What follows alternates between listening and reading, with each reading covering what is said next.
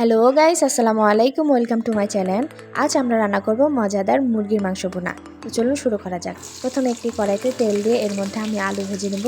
আমার মাংসতে ভাজা আলু খেতে অনেক অনেক অনেক ভালো লাগে, তাই আমি সামান্য একটু হলুদের গুঁড়া, একটু মরিচের গুঁড়া, সামান্য একটু লবণ দিয়ে আলুগুলোকে খুব সুন্দর করে আমি ভেজে নেব। তো দেখতে পাচ্ছেন আমি আলুগুলোকে খুব সুন্দর মতো করে ভেজে নিচ্ছি। তো আমি কিছুক্ষণ পর পর একটু উল্টে পাল্টে দিচ্ছি যাতে আলুগুলো লেগে না যায় বা পুড়ে না যায়। তো এইভাবে বেশ কিছুক্ষণ পর পর আমি আলুগুলোকে নাড়া দিয়ে দিচ্ছি। তো দেখতেই পাচ্ছেন আমার আলুগুলো অনেক সুন্দর মতো ভাজা হয়ে গেছে। আমি এইভাবে আলু ভাজা খেতে অনেকটা পছন্দ করি। তো যাই হোক, আলুগুলো এবার একটু এক জায়গায় রেখে দেবো।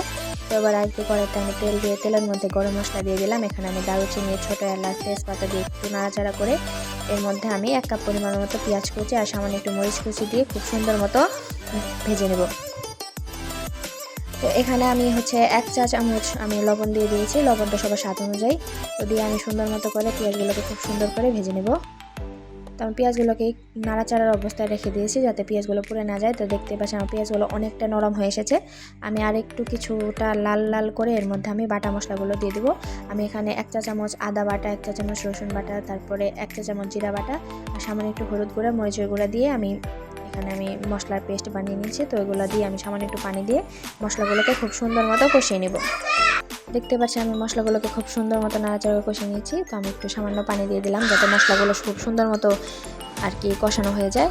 তো এই যে মশলা থেকে তেল বেরিয়ে এসেছে, এবার আমি ধুয়ে রাখা মাংসগুলোকে এর মধ্যে দিয়ে দিব। আমি এখানে মুরগির মাংস খুব সুন্দর মতো ধুয়ে রেখেছি। তো এগুলোকে দিয়ে আমি নাড়াচাড়া করে আমি ঢাকনা দিয়ে ঢেকে আমি কষিয়ে নিব। তো আমি একটু পরপর ঢাকনা উঠিয়ে আমি মাংসগুলো একটু নাড়া দিয়ে দিচ্ছি যাতে মাংসগুলো নিচে লেগে না যায়। তো এখানে আমি একটা আস্তা রসুন দিয়ে দিয়েছি। আমার আস্তা রসুন খেতে খুব ভালো লাগে মাংসের, এই জন্য আমি একটা আস্তা রসুন দিয়ে দিয়েছি। দিয়ে আমিও খুব সুন্দর মতো আরেকটু কষিয়ে নেব।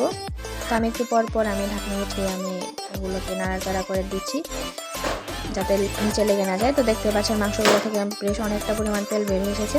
তো আমি আর কিছুক্ষণ পরিমাণ আমি একটু কষাবো, তাই আমার কষানো হয়ে যাবে। তো এবার আমি ভেজে রাখা আলুগুলোকে এর মধ্যে দিয়ে দিব। তো এই যে আমি আরেকটা নাড়াচাড়া করে এর মধ্যে ভেজে রাখা আলুগুলো দিয়ে দিলাম। তো আমি আর একবার 1 থেকে 2 মিনিট আমি কষিয়ে নিয়ে এর মধ্যে আমি পরিমাণ মতো পানি দিয়ে দেবো। যেহেতু মাংসগুলোকে আমি বেশ অনেকটা সময় ধরে কষিয়ে নিয়েছি, তাই পানির পরিমাণ সামান্য একটু দিয়ে দিয়েছি।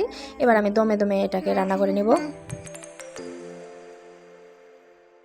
তো আমি একটু পর পর ঢাকনা দিয়ে উঠিয়ে আমি একটু নিচে নাড়া দিয়ে দিচ্ছি যাতে নিচে লেগে না যায়। তো দেখতে পাচ্ছেন আমার মাংসগুলো বেশ অনেকটা পরিমাণে রান্না হয়ে গেছে। তো এবার আমি আর কিছুক্ষণ এটাকে জাল দিয়ে নিয়ে নামিয়ে নিলে রেডি মজাদার মুরগি মাংস ভুনা। তো ভিডিওটি যদি ভালো লেগে থাকে চ্যানেলটি সাবস্ক্রাইব করবেন, বেশি বেশি লাইক করবেন, শেয়ার করবেন। দেখা হবে পরে ভিডিওতে। আল্লাহ হাফেজ।